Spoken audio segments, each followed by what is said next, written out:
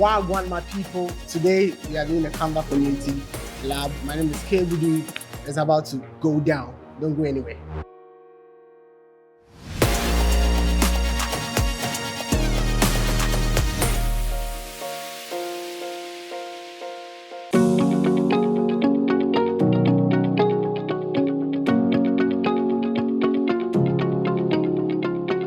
Today we are actually going to have a very nice time. Okay, we are going to be discovering a lot of the new features Canva introduced, and we'll be testing them out here. Everything has been put together for you, whether you are intermediate, whether you're an expert. We have, the whole event has been designed for you.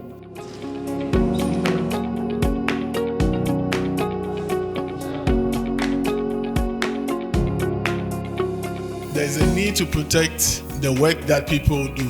Of course, it doesn't mean that you can't copy, but you can copy, but you must do it according to law. You must do it in a certain way. So there are two types of rights under copyright. The first is the moral. So the moral is the right that allows you to be acknowledged for your work.